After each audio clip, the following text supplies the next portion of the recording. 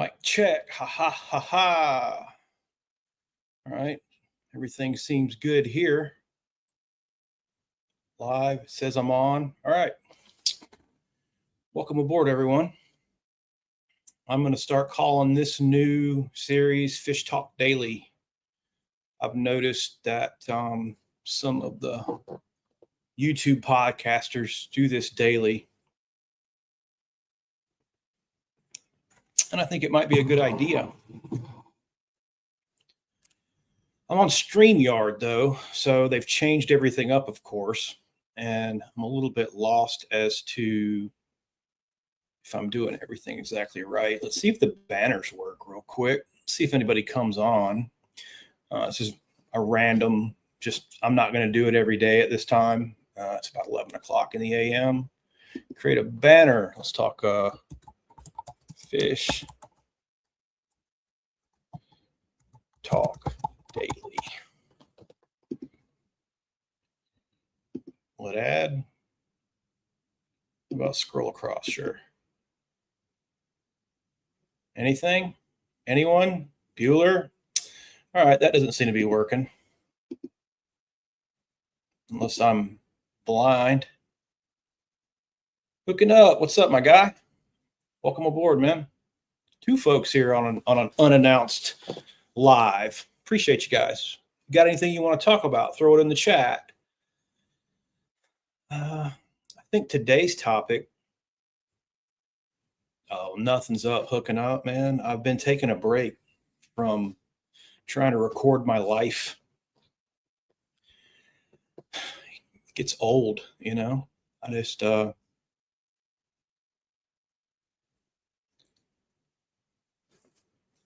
doing live fishing. That's a good idea. I've tried it a few times, but I get problems out here in the national forest with connectivity. So it's much easier to have something consistent where I can hook up to the Wi-Fi and just sit in here, you know. But it's something to definitely consider, you know, when I'm out fishing, if I can get a signal. Yeah.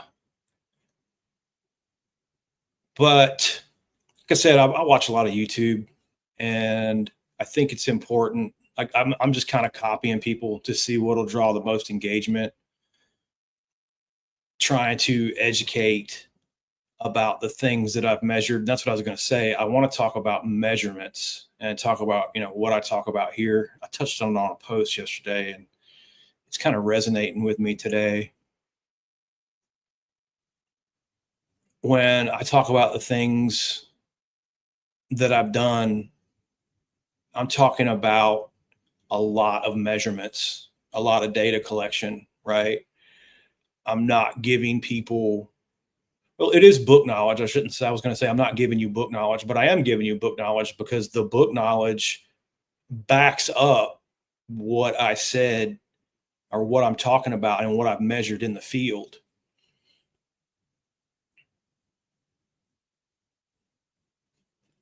Are you clocking in? Appreciate you coming in, Jackson. It'll be on the live thing, you know, once it goes off. You don't have to watch them live. You can watch the reruns, you know. And I'm using StreamYard here. I might re-upload the live as like a video, you know, so it's shared differently in YouTube. It's hard to gain traction, and then once you get traction, it's hard to maintain it, you know. It's a lot of work.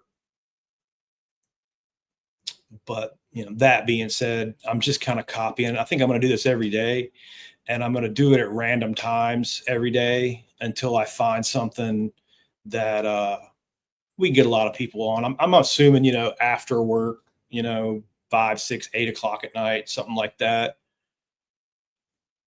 Yeah, man, appreciate you. But 8 o'clock, you know, 9 o'clock at night, something would probably be better for most folks.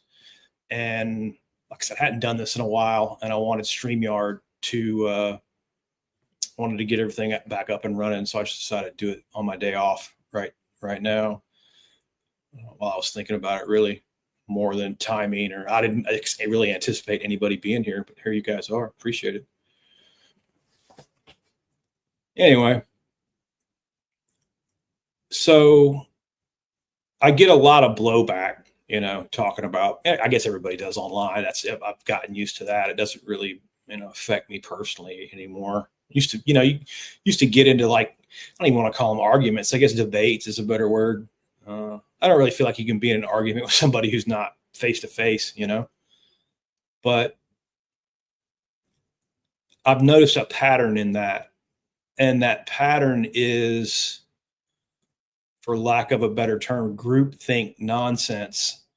What everyone says about something, or how it's been portrayed in media and on YouTube. I'm gonna lump YouTube and television and everything together. There's a lot of misinformation there. So I'm trying to combat misinformation with math and measurements and, science. And there seems to be a disconnect as to what we're talking about, because it'll go back and forth, and then it'll be like, well, people are allowed to have different opinions. And that is true. You're definitely allowed to have different opinions. But the things that I discuss primarily, I try to be real good about making a point. Like, this is my opinion and this is not my opinion. And when I start talking about fisheries management stuff, I'm really not giving an opinion, because I've measured it many, many times, mathematically. And that's hard to, I guess, get through to some people, because all of the fishing channels are opinion-based fishing channels. They'll give their opinion on how to fish a lure. They'll give their opinion on how to spool your rod up, how, spool your reel up. They'll give their opinion. And not to say that your opinion can't be based in fact, right? And that probably is the best way to, drag a worm or spool a reel. But there's still a lot of opinions. You can go on and find somebody else's opinion that give to you a little bit different way. But I think you'll find, with what I'm talking about when we're talking about fisheries management, is my opinion will coincide with everybody else's opinion. Do it like that, because we're actually not talking about opinions. We're talking about measured facts that we've seen. And trying to get that across can be difficult.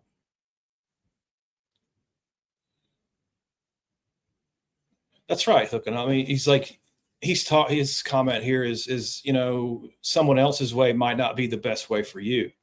That's absolutely true. Like, if I talk about, hey, let's shout out Bellows, these guys send me baits, and I wanted to do that and forgot at the beginning, but the guys at G Crack and their Bellows stuff, this is the Bellows shad in the elastic, the new floating elastic. Check this out. And one of the complaints I see, and rightfully so, Bellows, nothing's cheap anymore, right? But the Bellows gill can be pricey, especially if you're breaking it. Anything can be pricey if you're breaking it. It's wrapped up good. So they have different plastics now, and you got to really pull it to bust it now. See that? I mean, I am pulling that thing as hard as I can pull it to get it to break. And the other ones aren't as sturdy.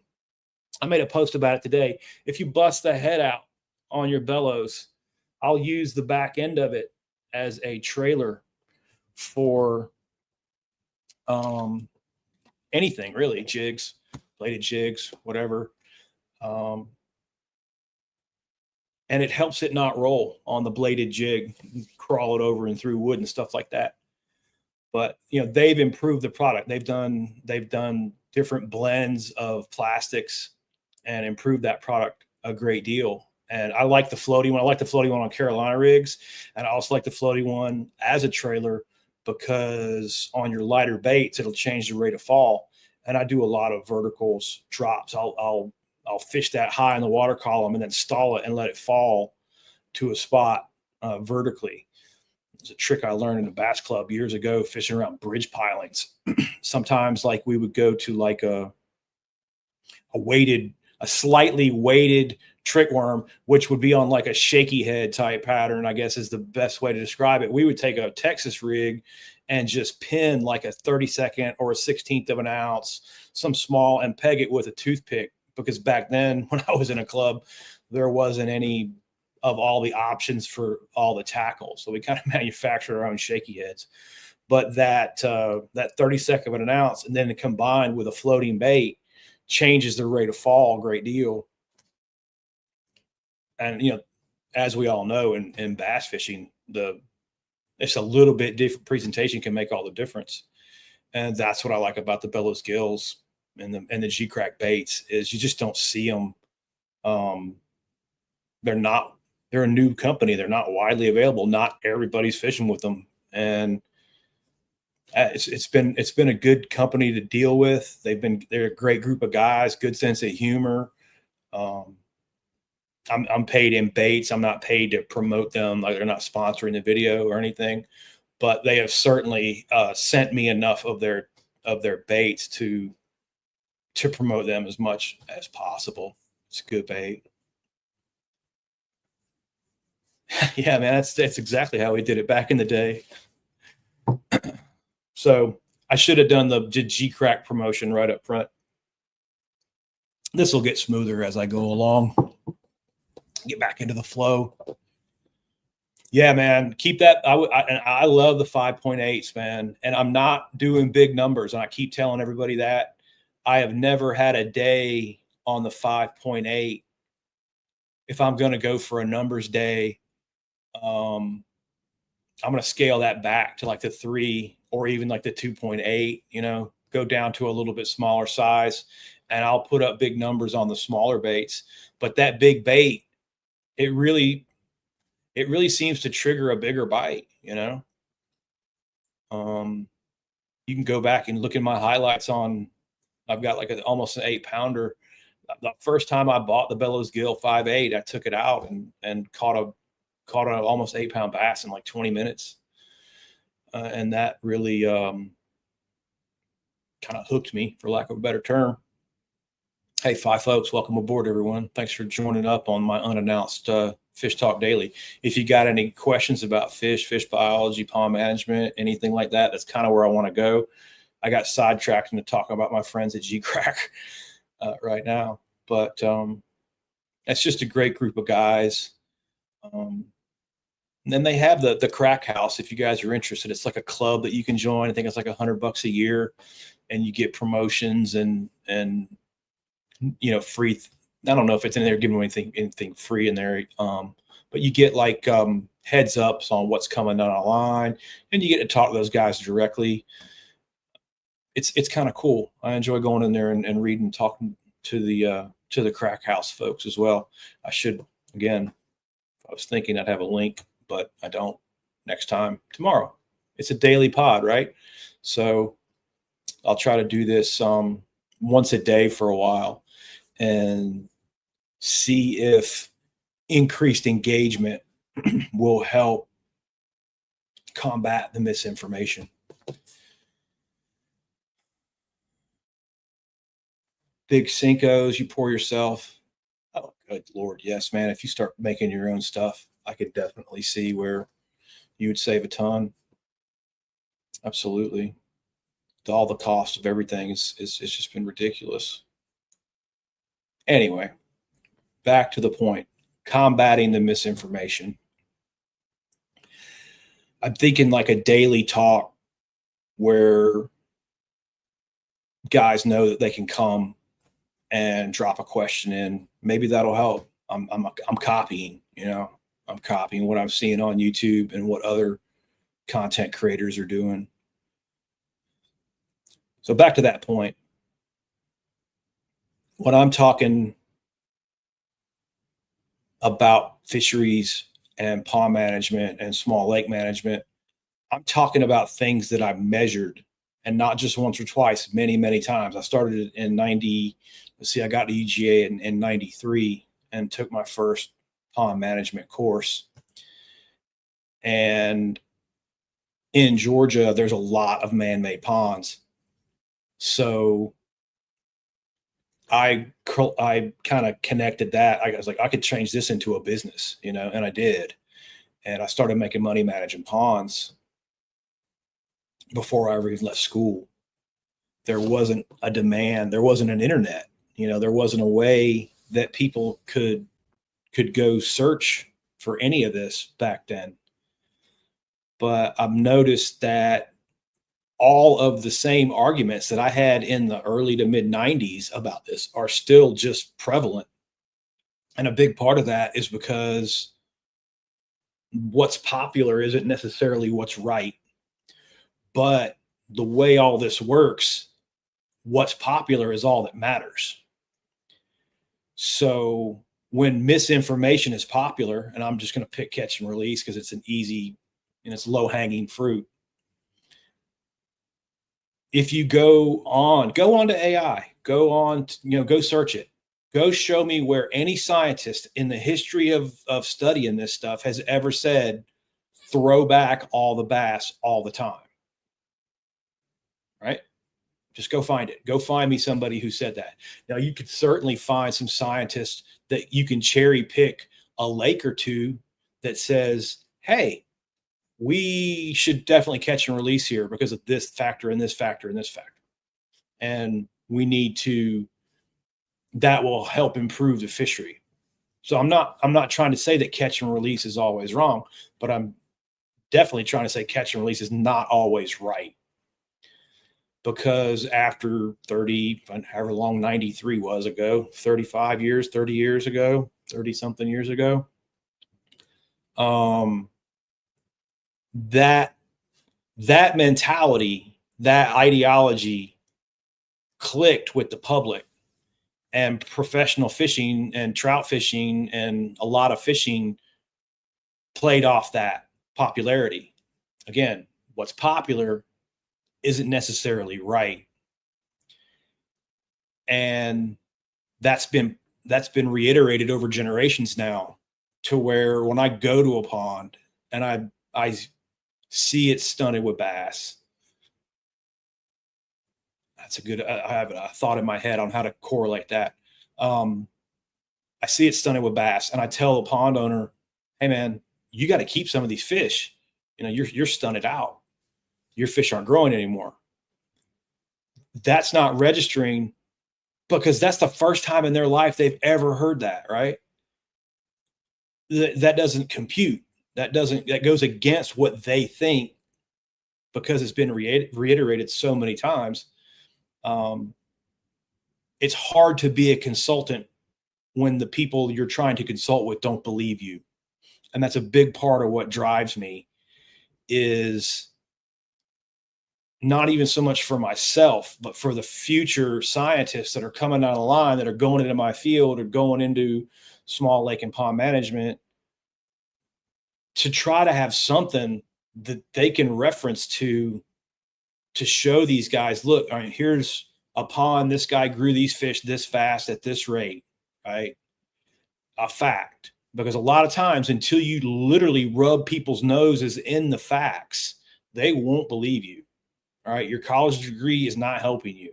Not even having 10,000, 20, 50,000 followers is helping me. Like, it's the same things over and over, the same misinformed questions over and over again. It's very frustrating. And it makes me feel like my efforts are not working. And I shouldn't feel that way for all the places I've been and all the podcasts that I've been on and all of the reach and engagement that those have gotten to. It has, there's just no way that what I've done hasn't been helping. But I don't know, maybe it's my perception that's wrong, there. But I'm still just feeding off of the conversations that I'm having with so many guys who haven't seen that stuff yet.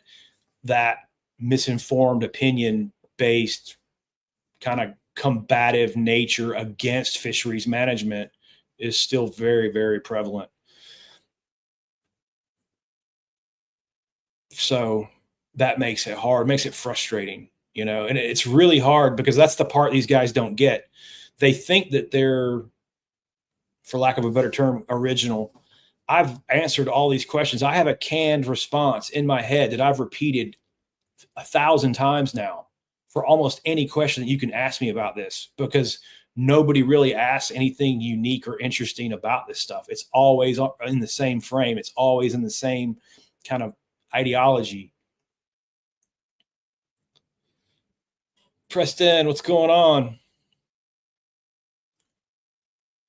Preston's a fisheries biologist that we've had on here several times. Oh, he's going to the black bass. All right. Awesome. Awesome. Let's plan on having you come back on, man, after this. And I wish I could go. I got a day job. Unfortunately, YouTube doesn't pay my bills, so I got to work. But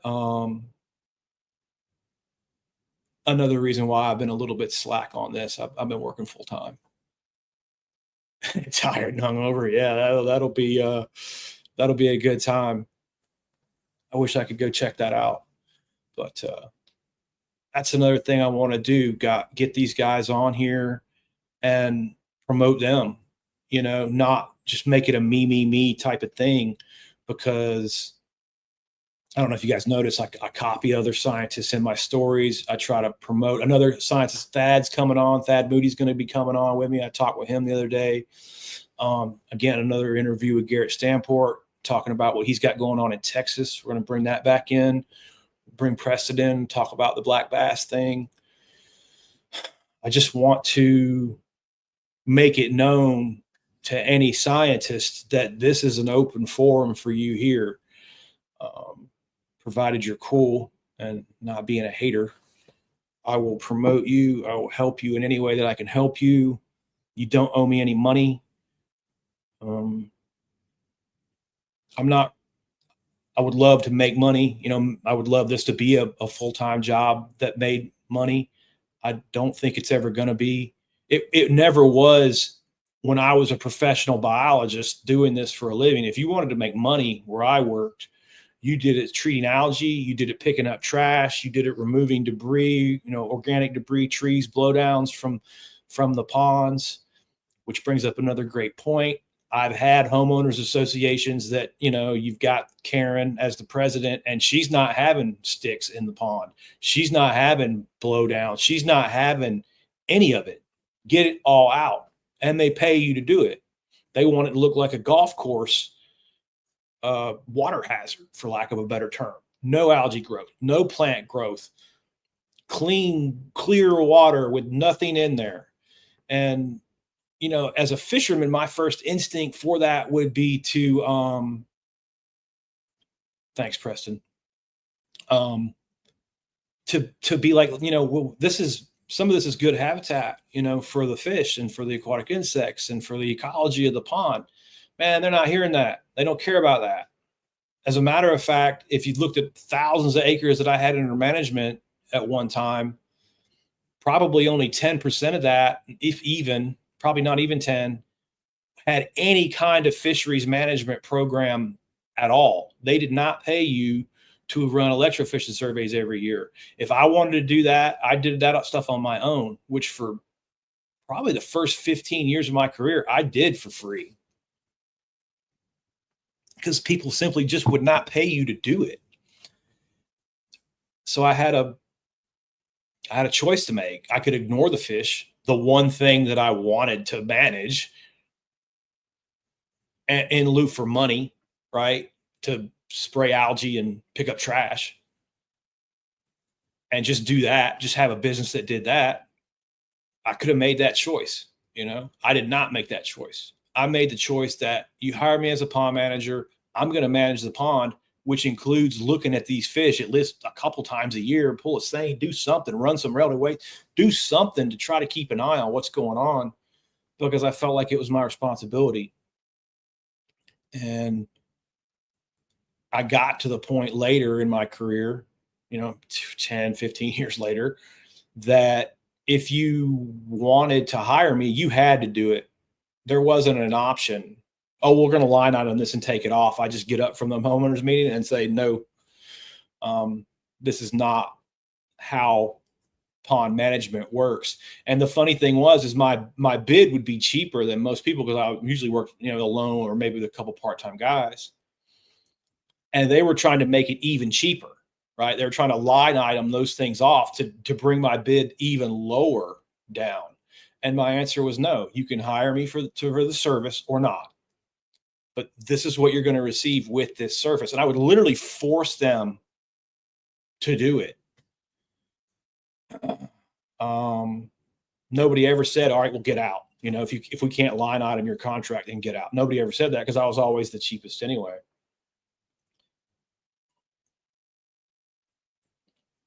So back to the golf course pond thing, I had a thought there. So a lot of my ponds,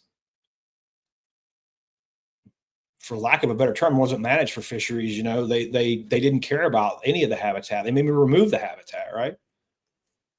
So I started to learn from those ponds that even though I took all the stuff out, even though I'm kind of working against what would be ideal fisheries management for the pond, I could still grow decent fish. I still had healthy fish. As a matter of fact, I could manage it as such that the fish would be extremely healthy and in extremely good condition, even with everybody taking the habitat out of it, right? I was able to figure out it's usually harvest, honestly. And it brings us right back to that catch and release mentality, where when you're throwing everything back, that's not the healthiest thing for the complete fish population, right? And I think that's another important. I get a lot of guys I talk about relative weight a lot because it's an easy calculation that you can do in the field. And I'm talking about how relative weight impacts bass weights a lot on here. But one thing I need to try, it's hard to articulate how those weights, all the relative weight, the bluegill relative weights, the crappie relative weights, any other catfish relative weights. So when you see the bass weights down, you also saw the relative weights of everything else down. And you could rate the entire health of the fish population. Every fish in that population is poor, not just the bass. It's hard to articulate that, especially, I don't know, maybe I'm just not smart enough. Maybe I'm not doing it the right way. Maybe people aren't trying to hear me. I don't know. But that's where I'm kind of coming from. I'm trying to draw off years and years and years of experience and the general trends that those combinations of fish tend to produce. And of course, you'll get some guy who comes in, and many thousands of guys that come in and say, oh, I've seen this and I've seen that. Well, yeah, you can go and cherry pick certain things, but it still doesn't discredit the general trend that I've seen over 30 years, right? No, not every single place works exactly the same way on the same timeline because of many factors: weather, location, substrate. I mean, we could go on and on for a day about that. Oh, got a comment. Why do they treat, it's a good question, hooking up. Why do they treat a reservoir that's made for drinking water with chemicals for grass? All right. So chemicals used in pond management are registered through the EPA, and to get that registration process, there's a pretty strict like research and development. And a big part of that R&D is, do those chemicals bioaccumulate in fish tissue, or with aquatic insects and things like that. Now, of course, we've reached the level of science that I guess you probably could, bribe somebody or do something nefarious. But that being said, most of the chemical companies don't want to spend that money on aquatics. They don't want to. It's easier just to sell it to the landscapers without the aquatic chemical label, because the aquatic chemical label is something that costs a lot of money, and you'll notice it on your aquatic chemicals. You'll see it reflected in the prices. Let's just use glyphosate, which is Roundup. Gets a lot of press. That is a product that you can use in a pond if it has an aquatic label. Can you spray just regular glyphosate around the pond? Sure, you can. It's not toxic to fish. It doesn't bioaccumulate in the system the way people kind of think it does, right? If you spray glyphosate and it on, like, say, like a lily pad, it goes down into the water. It gets taken up by the plant, and the rotting process of the plant after it dies also breaks down the glyphosate.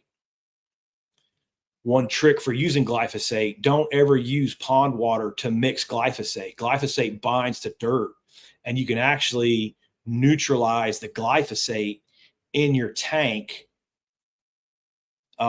just by using dirty water. It'll make the chemical ineffective. You need to use clean water specifically with glyphosate. That's just an old school trick. You learn when you go out and have to treat and it doesn't work, because you neutralize the chemical in the tank before it ever even got onto the plants and into the environment.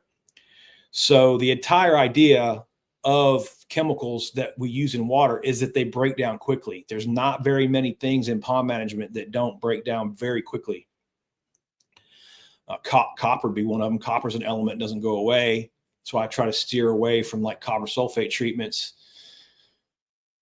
because that will accumulate in the substrate, and I don't like things like that. So just in my head, from a responsible pond manager standpoint, I'm trying to reduce the amount of copper that I use for algae control.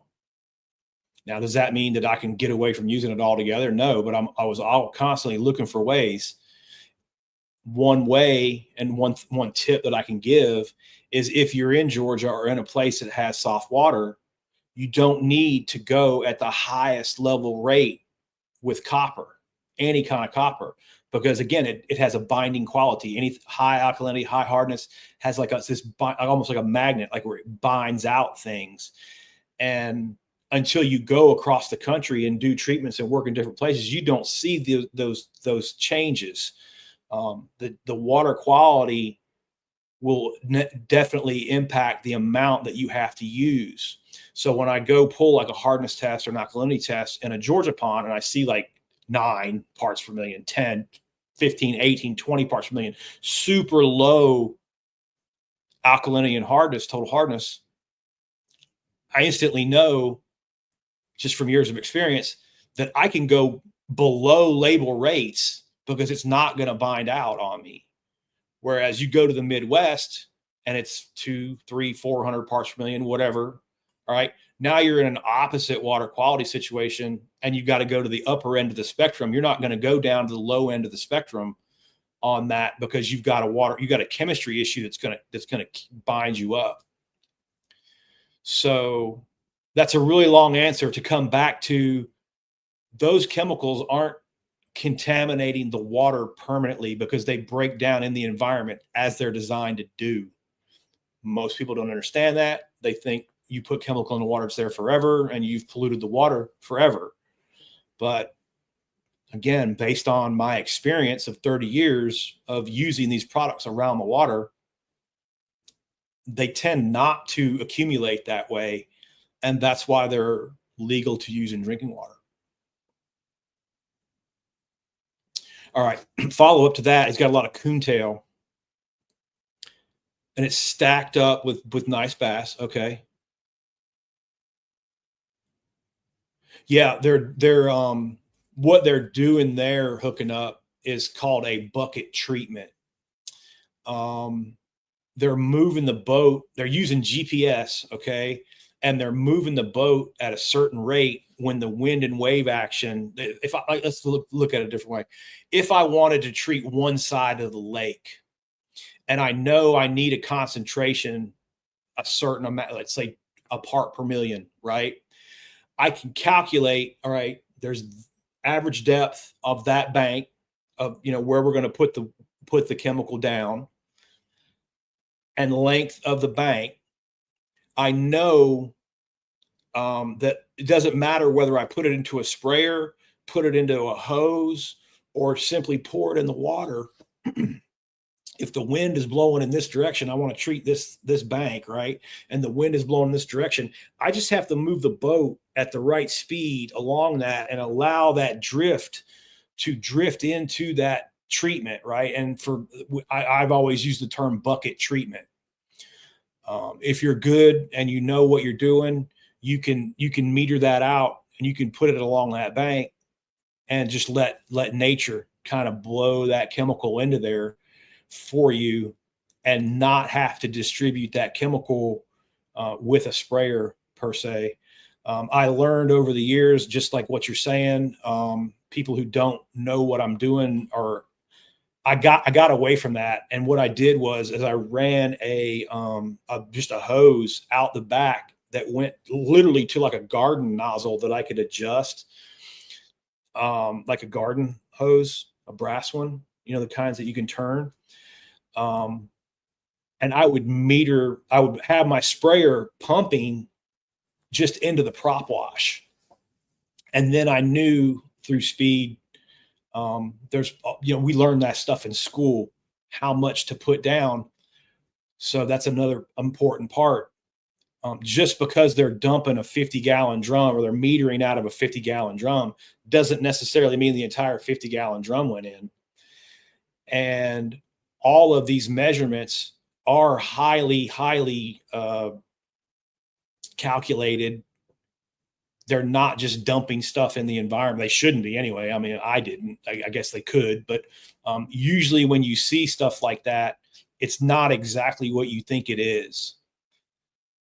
Um, it's not just pouring chemicals in the water for profit. Now, that's not to say that there aren't companies that do that. Like, for example, I would go, if you had a problem. Well, let's just use coontail. Coontail is not the best example, and pondweeds or something are better. But I would go to you and I'd say, look, you've got a submerged plant that grass carp will control. Coontail is a little stemmier, so you're going to need a higher density of grass carp, which is no different than putting cows on a field and not having to mow the field. The grass carp will feed down on the plants that are there, but they're going to go to the most highly preferred plants. Some plants they don't control at all, like algae, duckweeds, anything floating, they don't really do very well on, because they have subterminal mouth. They like to feed down. Excuse me. So I would go to you and say, hey, you should stock grass carp, and you should stock them at a high density per acre, because you have a low preferred plant, but they will control that. Or I might have to go there and say, a lot of times, hey, I want you to stock grass carp in my pond, but I go to their pond and they have a plant that the grass carp won't control. You have a choice to make in both situations. Enlighten the client as to the most cost-effective best way, or not. So if I put you on a treatment program, it's like hiring a yard man to mow your grass. Most of the chemicals in pond management are not systemic, meaning they don't kill the root system. They knock the plant down, but the root system survives. So from that, if you think about it that way, a treatment program guarantees me almost monthly money, right? I can get you onto something and put you on a treat that you'll get instant results, instant gratification, clean looking pond quickly, Where the grass carp are the opposite. Usually got about a year's wait before they'll clean it up for you. But then you'll have 6 or 7 years of not having to use any products at all for that particular plant. So the honesty of the person that you're dealing with, do they go in there and say, hey, this is a better option? It's going to put less money in their pocket, right? And that's where there's a real gray area with treatments, because if you're in business to clean ponds up, that's very profitable because you have to return over and over and over again. Whereas the grass carp, you don't. It's a one-time sale. See you again in almost a decade. That being said, your grass carp tend to shift things towards more difficult. If you have a lot of nutrients coming in, if you have a plant that they don't control well, they're not your end all be all solution to never using chemicals again. It can, again, who wrote the article in the thing about the grass carp? They'll spin it to kind of make it like they're the solution to all your problems. And unfortunately, they're not either. That's not how that works.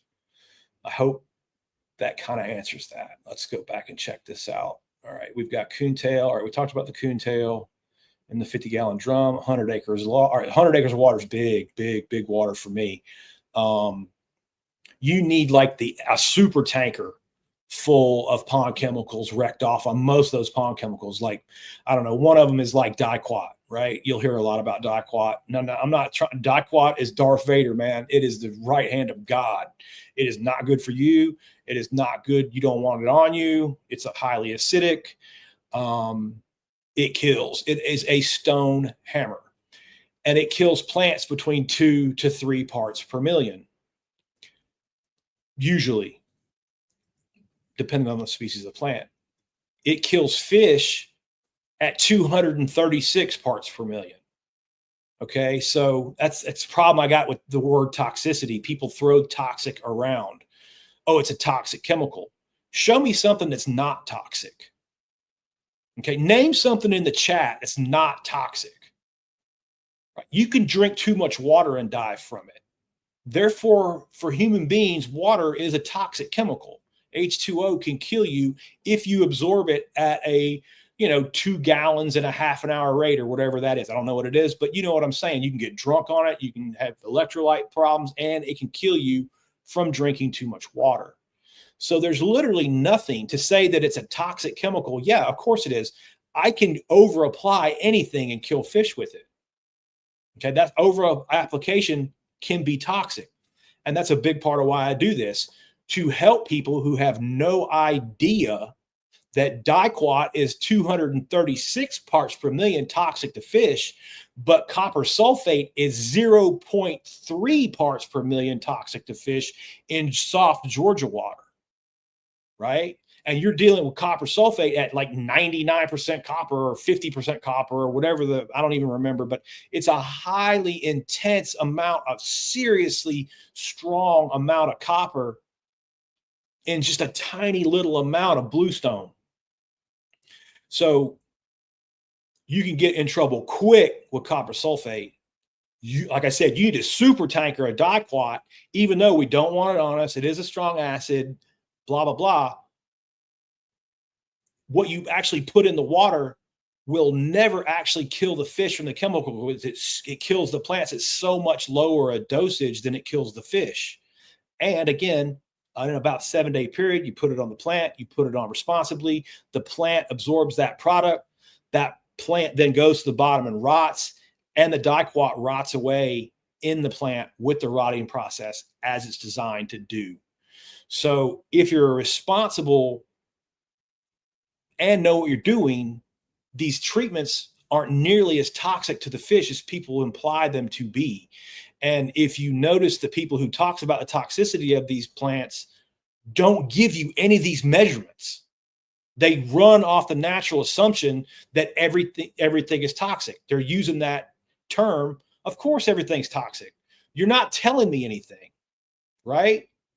What rate did you put it down at? Yeah, if you went in there with like I said, to get a 100-acre lake to 236 parts per million diquat is going to take me a calculator and a long time. It's going to take you about $6 billion in product to try to do that. I'm not going out there with a couple of jugs and running that up to 236 and killing your fish.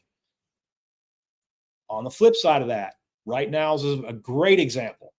If you're treating plants, if you weren't on your system, if you played the game of it'll be fine, it's a natural environment, it'll work itself out. Oh my God, it's August and my pond is covered in plants. And you didn't go down that treatment schedule, like I said, that monthly treatment schedule where we can stay in front of it. We can use a tiny amount. We don't let the plants overwhelm us. If you, and that's what I'm giving you real world examples of what people do.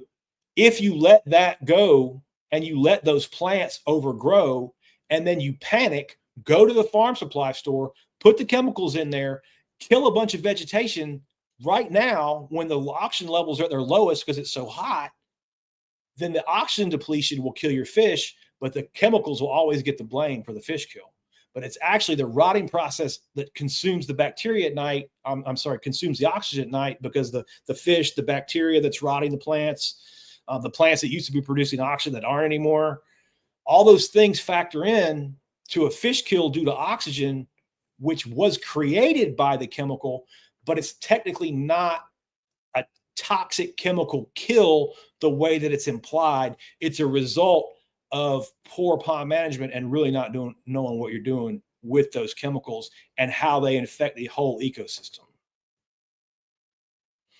Good luck with your flight, Preston. Thanks for coming on, man. Right. And see, that is, can I show that? Yes, that'll work.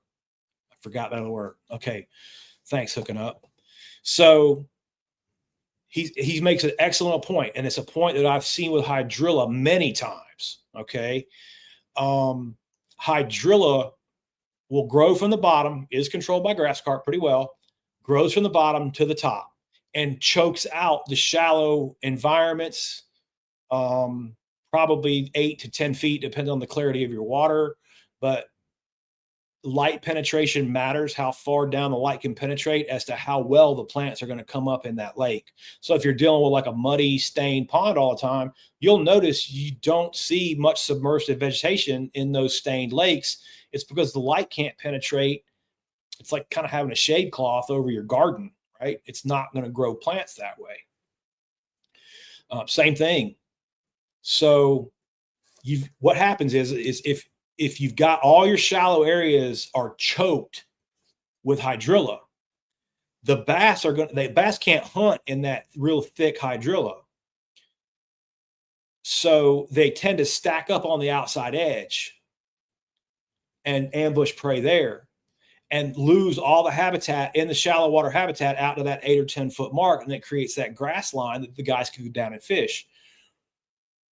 Since the bass are not using a significant portion of the shallow water of the lake, they can't hunt in there. It makes them extremely easy to catch. And fishermen get used to that, extremely easy to catch. And then when you go and treat that hydrilla and open up those areas again and get rid of that and allow those bass the ability to hunt in those areas, it changes everything. It changes where they orient. It changes the structure they orient to. And that instantly, again, to the uneducated eye, looks like you've ruined the fishing. Looks like you've ruined the fishery because the guys that are going out there fishing aren't catching as much anymore. All right. But you haven't ruined the fishing. You haven't affected the balance that much. As a matter of fact, you've probably helped those bass live healthier lives by opening up places that they were not allowed to hunt and can get in there and hunt again. So a lot of times you'll see an improvement in the fish health when you control the vegetation, but a decrease in the catchability of those fish, even though they're healthier.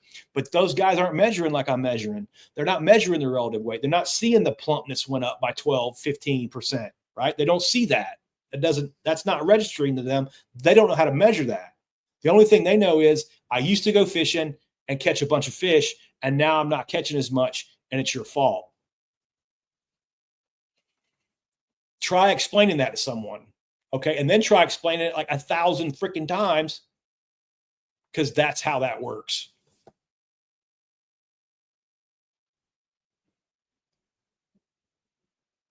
Yeah. Right.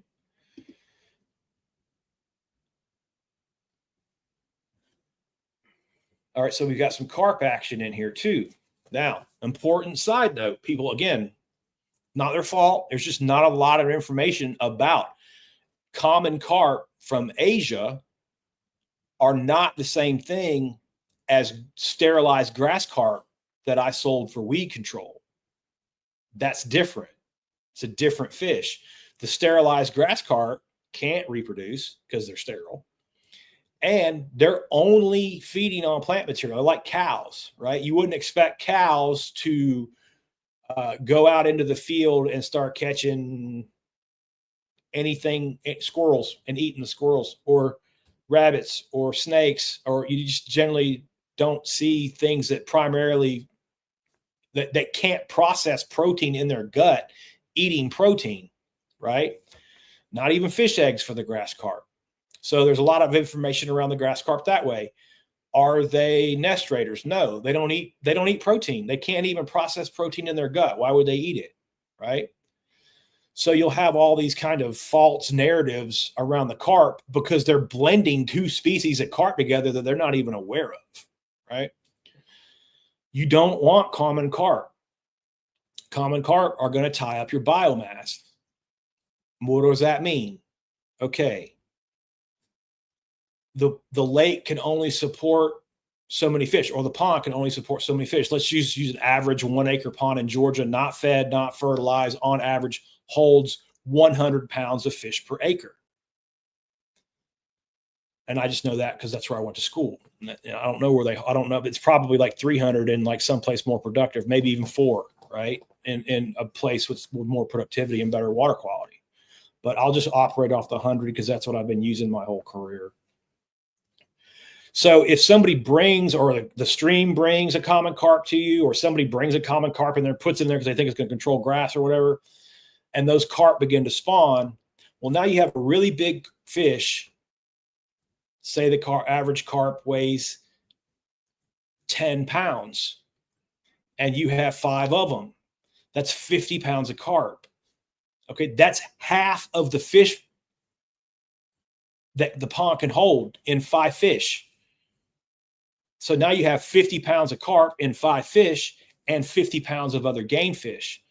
And that's the part guys don't understand. When you're stocking stuff into your pond, it's not about diversity and increasing the forage base. You're taking away. So example, I've made a post about shad.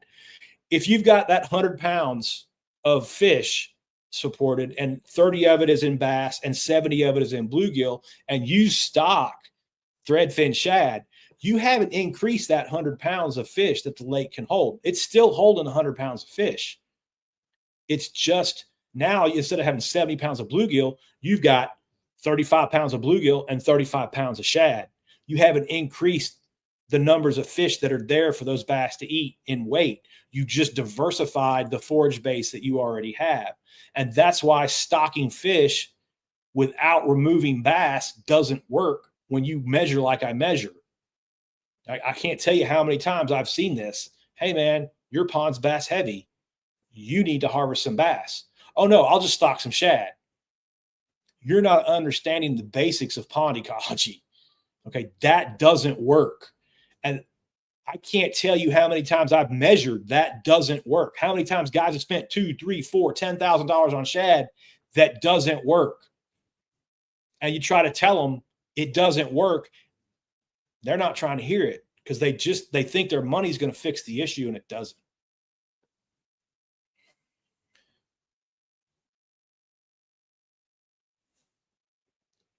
All right, hooking up. You got a question here. Wouldn't the state biologist take care of it because it's a reservoir? Okay, I'm assuming that we're talking about the carp. Once the carp are introduced, once you have trash fish introduced, there's nothing we can do. Our electrofishing boats can't harvest enough fish. We can't keep enough fish out. An electrofishing boat and nets and things like that are a way to sample a fish population, not correct a fish population. And not your fault. Common misconception that people get that, go there with that. That's why I keep preaching to everybody, do not put these fish in your lake, because once you do, the only way I'm getting them out is draining the whole thing and starting from scratch again. You're not going to keep fish. Let's put it this way. Can you keep enough bass to disrupt a bass population to where another fish can climb up and then eradicate the reproduction for your bass? Yes. Are you personally going to go with your fishing rod and keep all the bass out of the pond and then ruin it that way? No. That's never going to happen. And it's not going to happen for bass. Excuse me. It's not going to happen for carp. It's not going to happen for any fish that you put in there.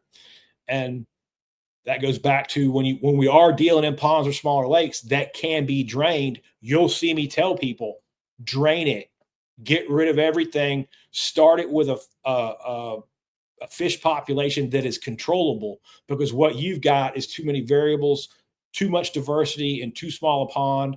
Making the assumption that your pond should be stocked like a lake or even a river, bad mistake.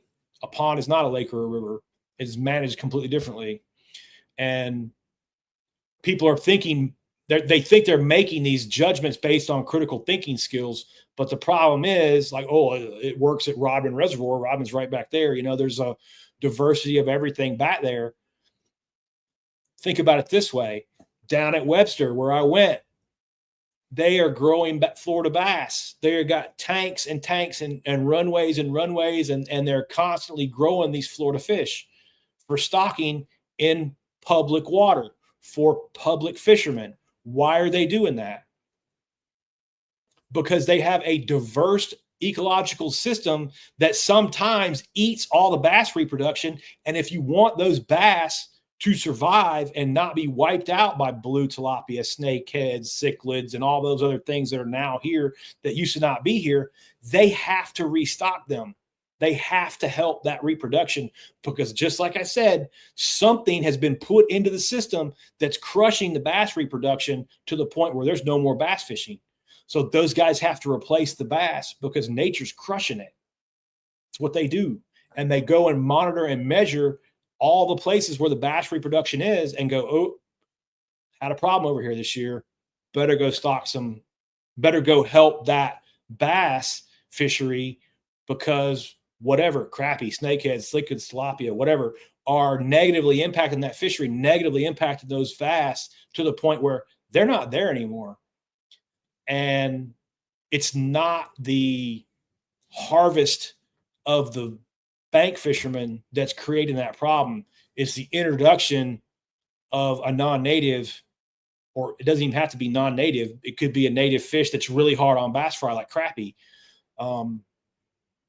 You can have years where your bass population gets wiped out. That is just a natural occurrence. And that's what those guys are doing. In the same way that I'm telling you, you know what? It would be way more cost effective and way easier for us to manage if we just dump this pond like a toilet and start it back with the fish that we need and can manage. Because right now we have a fish population that's unmanageable. It's going to be outside the scope of what's achievable for us physically. And it's going to cost you 10, 20, 100 times more money over the next 10 years in playing fish stocking games, trying to alleviate this problem, trying to keep this, spinning our wheels problem, when we could just drain it and start it all over and then be operating in a pond, much like Sugar Hill, where, we've got control of it and we can manage it.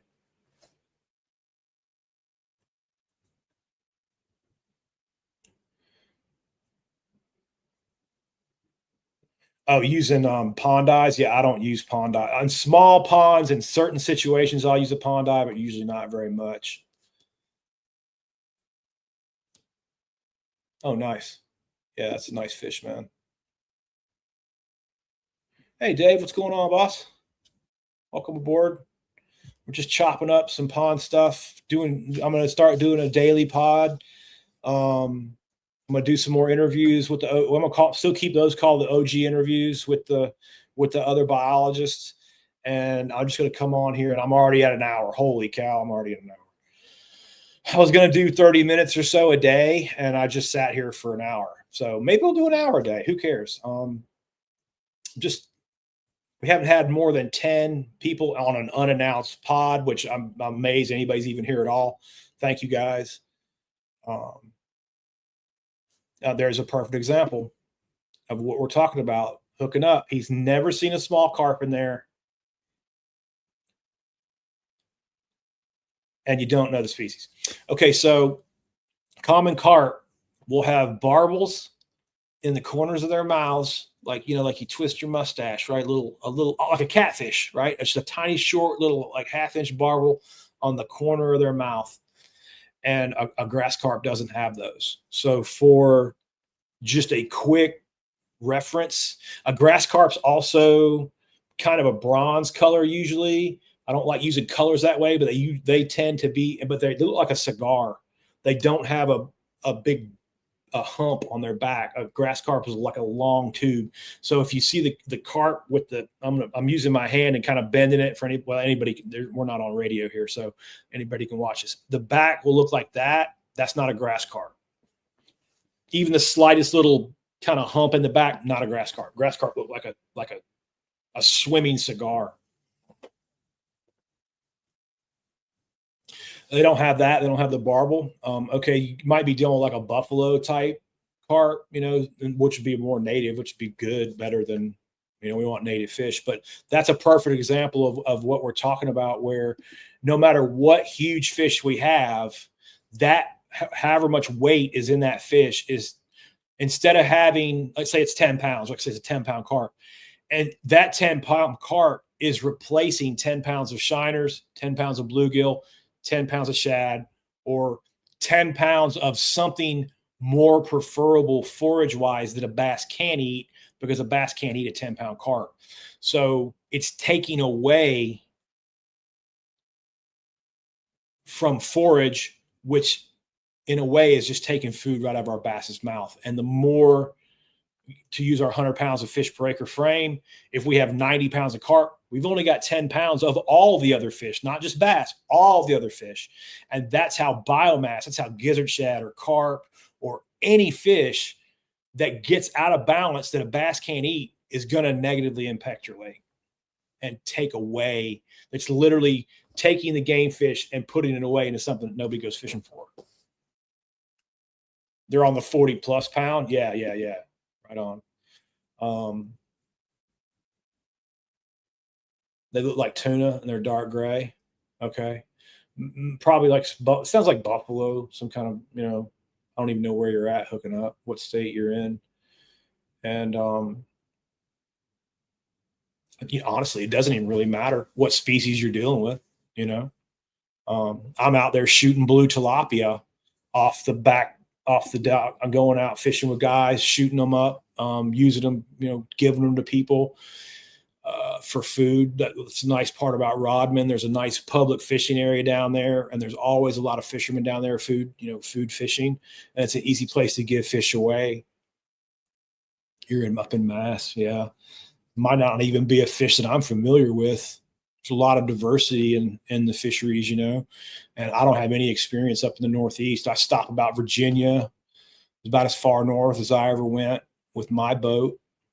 And I think that's important for guys to understand and recognize too, like biologists are regional, right? My expertise is very regional. Now I have a long career and been very fortunate to work many different places, but a lot of guys have never worked outside the state or two around where they're at.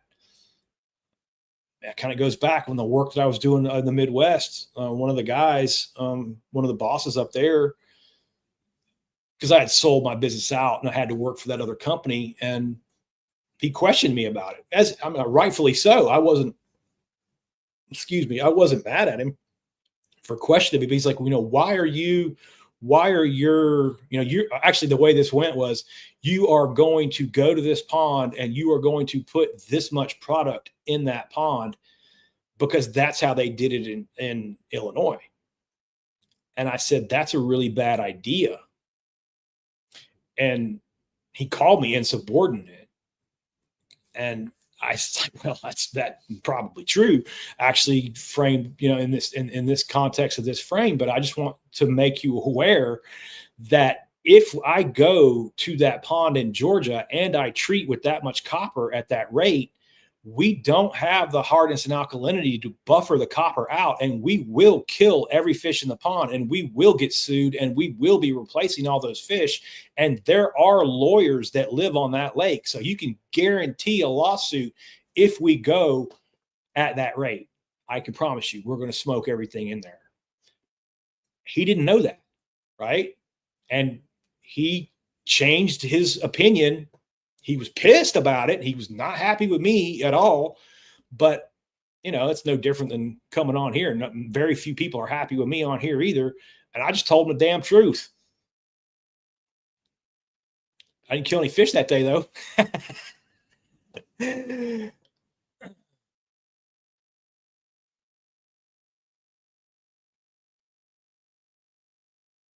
You catching sharks, man? Shoot, yeah, that's awesome. Did you catch the shark in a pond? I had that conversation with somebody the other day down here, man. Uh, he was like, what's so different? I said, that's not a pond. Like, I'm talking about pond management and small lake management. And you're making examples out of a tidally influenced river and 10,000 acre reservoir where no, I mean, there are different things going on out there, like bull sharks that, I normally don't deal with in pond management. But if you don't think there's a bull shark in Rodman Reservoir, if I had any money at all, I'd like to bet all of it. There's at least one. And when you've got things like that swimming around, you've got nature's kind of protection for overcrowding. The bass isn't the top end predator out there. They can get crushed out there. Whereas in a pond in Georgia, with no river or stream coming into it much, the bass will continue to be the top end predator and won't have enough natural predation like in the St. Johns River, where there are sharks and everything else on the planet, that will keep their numbers, from overcrowding the way it does in a pond. It's a completely different environment, completely different ecosystem. And I think I'm getting better at articulating those differences so people can kind of sort that out in their mind. Frank, what's up, my guy?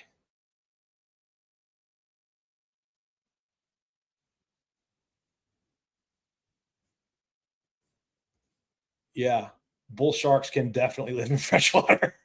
That's right, Dave. Yep, alligators, great example. Didn't even mention them, but you think there's not an alligator catching a bass or two out there, and keeping that place from overcrowding with bass. Again, we have to understand where we're at and adjust our science accordingly. The science doesn't really change, but the habitats change and the location changes and the water quality changes. And there's a lot of other variables, outside that. And that's why a certain amount of, like a better term at hate. I don't want to use hate because I don't hate the guy, but I made a post about Randy the other day. And I mean, honestly, I really like Randy and I really learned a lot from Randy. It's just, his misinformation is dangerous, especially for the size of platform that he has. And one of the things that he mentioned is on the video that I watched was, do you think that there should be rules against bed fishing bass or canceling bass tournaments in the spring? The first thought that went into my head is, what species of bass are we talking about?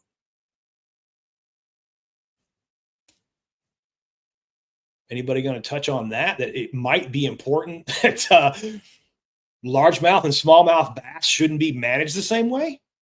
Are you referring to a smallmouth bass fishery? Or are you referring to a largemouth bass fishery? And then on top of that, where in the hell is it? And on top of that, Are the biologists in that fishery saying that the fishing pressure is negatively contributing to the bass population, which is causing them to have to stock more fish from public taxes and things like that? Right. So making this blanket statement about we should not be fishing for bass in the springtime, no, I don't agree with that.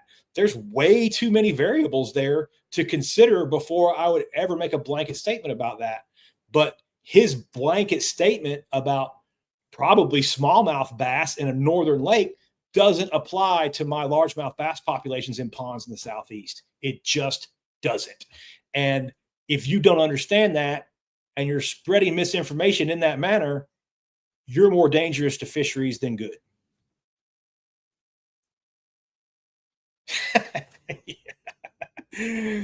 Yeah. Yeah, there we go.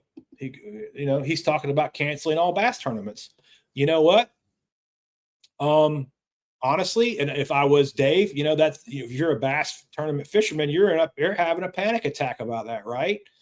But for the last 30 years of trying to explain the most basic fish handling, the most basic, hey, you guys are unknowingly killing the fish with your tournaments and your tournament fish handling practices that are horrible that you're spreading all over social media. And even when a guy like me or anybody who has ever hauled a fish comes on and says, dude, that is not how we do that. You're not doing those fish any favors by handling that way. I'm met back with a tidal wave of negativity. I'm called PETA. I'm called Karen. I'm called all these things. And I'm the only one sitting here with a literal million miles traveled, stocking and managing fisheries, keeping fish alive is a big part of my job. And you don't want to listen to me because all your buddies in your group think over their chat are telling you something different and gassing up your head and you can't listen. Right? So what I see out of the tournament fishermen, how they're doing this wrong. And the first thing is they don't listen. Because there's such a large group of them, they think the tribe is right and I am wrong because I'm only one guy and I've only got 9,000 followers and they got 90 million. So that must make them right. Randy has 200,000 followers, so he knows more about fisheries management than me because I only got 9,000. You see how that works in their minds? Not how that works at all. As a matter of fact, I've only got 9,000 followers because I won't act like Randy and I won't tell people what they want to hear. And I'll die on this hill of facts and measurement. And I guess that's what I'm going to have to do, but so be it, because I'm not going to compromise what I know that I've measured with math. 2 + 2 is always 4, right? In my world, anyway, you're not going to get it equal 3. You're not going to get it equal 5, no matter how many people believe you. That's where I'm going to fall. I'm going to die on this hill of what I measured. And again, I measured all the fish, not just the bass. I measured the health of the crappie, measured the health of the bluegill, measured the health of the catfish, measured the health of the bass, took that all together, wrote a big report with all my years of experience, right? Only to have a guy with 200,000 followers come on and blow it all up because he's more popular than I am. And for some reason, and this is a popularity contest, no matter how much school and experience you have on the subject. So that's what I'm up against. And that's why we're going to be doing this every single day instead of just once a week, because it's the only way that I know how to combat misinformation. For lack of a better term, this is the warpath. And it's sad that it has to be that way because it doesn't have to be that way. Like, if I can just get those fishing guys to stay in their lane over there and not take the groupthink nonsense that they've perpetuated that's popular, that everybody wants to hear, to make them more money, make them more popular, and to actually go, hey, wait a minute, guys, let's actually use some critical thinking skills here, right? Let's listen to the guys who have measured this and let's try to learn more. And thank you guys for coming on and listening to me yak on about this stuff, because to me it's just really, really important. It's what drives me. And sometimes I get down, I kind of get depressed because I feel like I'm spinning my tires. I feel like, I'm not making any progress sometimes, but I think I'll just work through it. Instead of just giving up, let's just go daily for a while and see what happens. Keep trying a different way, a different frame it a different way, present it a different way. That's all I know how to do.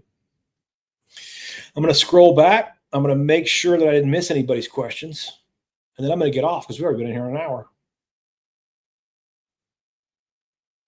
And I'll be back tomorrow. Hey, throw a number up in the chat, the 7 or 8 of you that are in here. What time of day would be best for the 8 of you folks to do this? I just did it today because I was motivated and had a day off. It's not going to be at lunch, I expect. I think probably a time later in the afternoon or evening time. And then once I get the best time, then we'll just go with that every single day. And please encourage folks to come through.